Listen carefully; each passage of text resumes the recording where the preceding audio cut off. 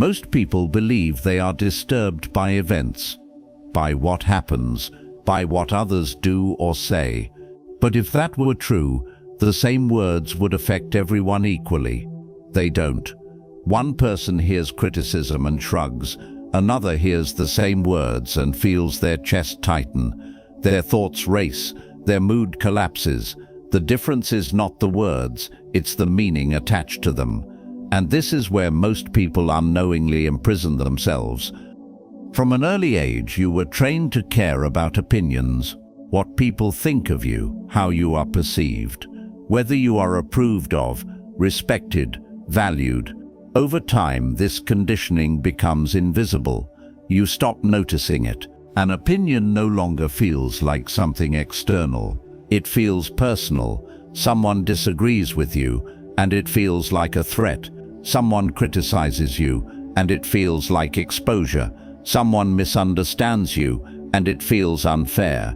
But pause for a moment and look carefully. An opinion is not a force. It has no weight, no physical power, no ability to act. It is only a sound, or a thought, or a judgment formed inside someone else's mind. Yet the moment you believe that opinion says something about you, the moment you treat it as meaningful, it gains control.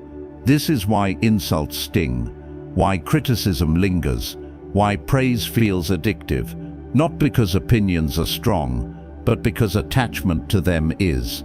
The Stoics saw this with unusual clarity. They understood that the mind makes a subtle but costly mistake. It treats opinions as verdicts instead of views, as facts instead of interpretations. Once that confusion happens, your emotional state is no longer stable. It rises and falls with the reactions of others. Approval lifts you, disapproval shakes you, silence unsettles you. Without realizing it, you hand control outward. This isn't weakness, it's conditioning, and it explains why capable, intelligent people feel emotionally exposed, why calm feels fragile, why confidence feels dependent. Because as long as opinions matter, peace is rented, not owned. The Stoics didn't try to eliminate opinions, they removed their authority. They made a clean distinction between what belongs to them and what does not. Someone's opinion belongs to them, their mood, their values, their understanding, their limitations. None of that is yours. The moment you confuse someone else's judgment with your own worth, you step into dependence.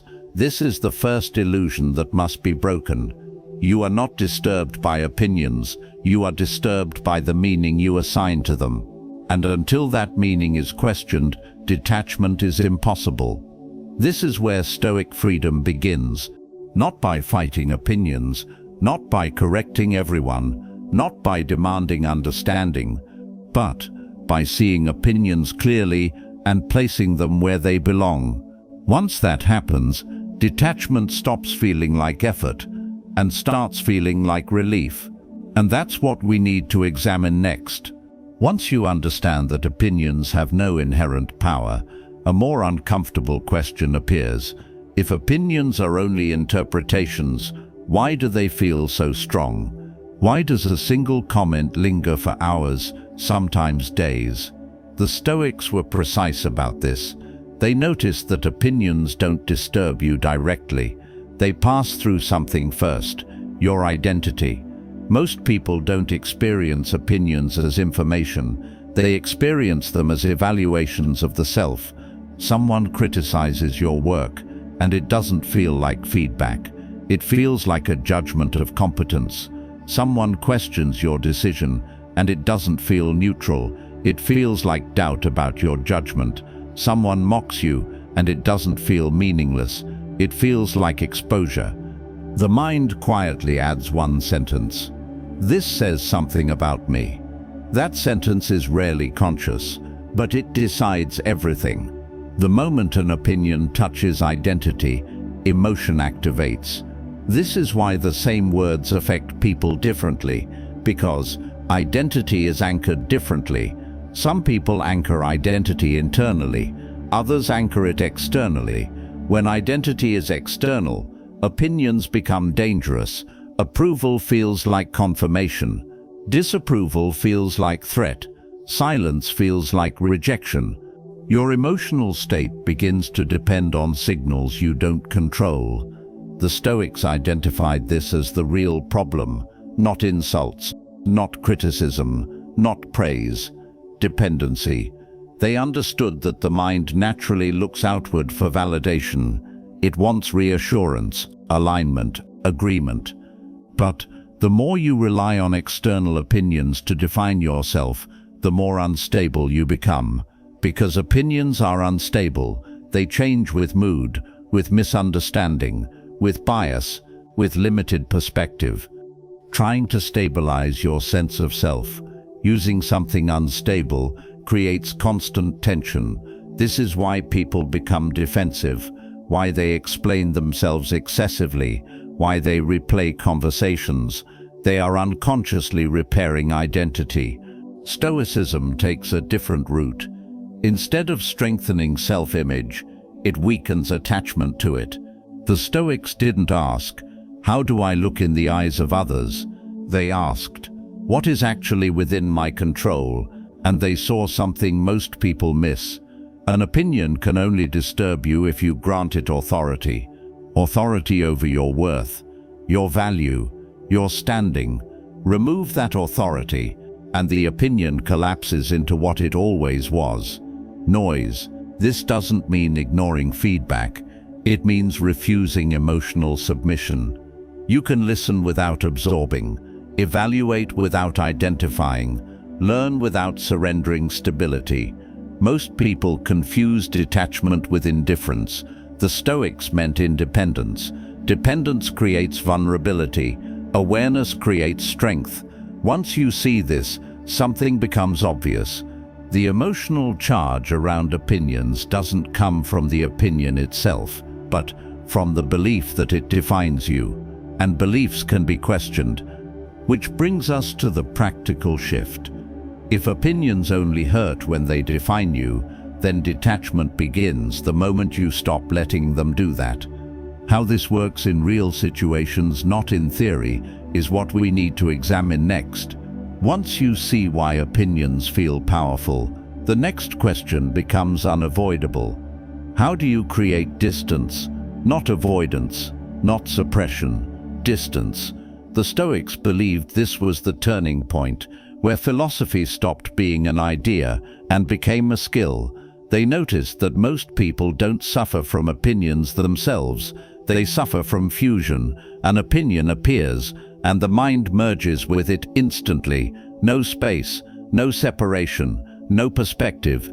This is about me. This defines me. This matters. Emotion follows immediately. Stoicism interrupts this sequence, not by arguing with the opinion, but by stepping back from it. The Stoics called this seeing things as they are. An opinion is something that appears in the mind, not something that arrives with authority.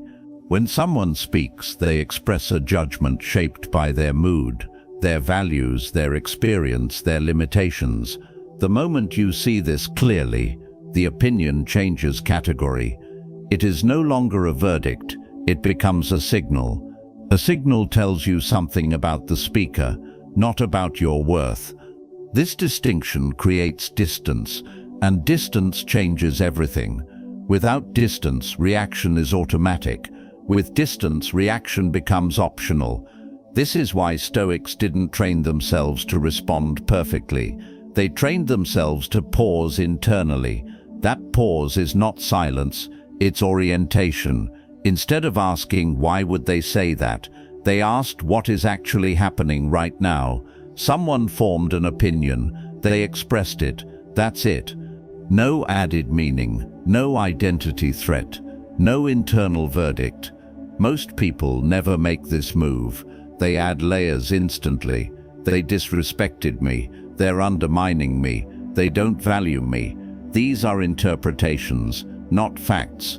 Stoicism trains you to notice the exact moment when interpretation begins, not after emotion takes over, not later in reflection, at the start. At first, the distance feels small. almost fragile. But even a small distance has power.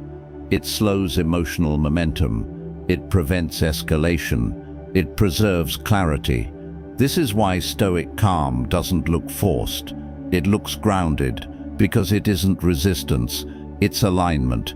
You are no longer inside the opinion. You are observing it, and what you observe cannot control you in the same way.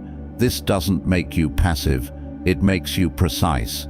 You can still respond, disagree, set boundaries, but now you do it from stability, not injury. The Stoics believed this skill had to be trained, not memorized. Each opinion becomes practice, each comment becomes an opportunity, not to prove strength, but to protect clarity. And once distance becomes habitual, something shifts. Opinions lose their emotional volume. They still exist, but they no longer dominate. This is detachment taking shape, not withdrawal from life, but freedom within it, which leaves one final question. If opinions don't define you, then what does? That answer completes detachment, and that's where we go next. At this point, something important should be clear. An insult does not enter your mind fully formed. It arrives in stages. First, there are words, nothing more than sound, air vibrating. Then, meaning is assigned. You interpret, you translate, you decide what those words represent, and only after that, the emotion appears. Most people never see this sequence. They collapse all three stages into one: word, meaning, reaction, instantly fused. That is why insults feel powerful. But the Stoics separated them. They understood something most people never question. You do not react to words. You react to judgments about words, and judgments are optional. Here is the moment where control actually exists. It is small, quiet, almost invisible. Someone speaks, and before emotion rises, there is a pause, even if it lasts less than a second. In that pause, the Stoic asks a silent question: is this within my control or not? If it is not, there is nothing to defend, nothing to correct, nothing to carry. Most people skip this moment. They move straight to defense, straight to explanation, straight to proving something. The Stoic does the opposite. He withdraws permission. He understands this principle. If someone insults you, they are revealing their state, not defining yours. An insult says far more about the speaker's confusion than about your worth. So the Stoic does not argue with noise. He does not wrestle opinions. He does not chase respect from unstable minds. He keeps his internal order intact. This is not weakness. This is hierarchy. You decide what is allowed to disturb you. You decide what deserves your energy, and most things do not qualify. When you stop granting words automatic authority, they lose their power to wound.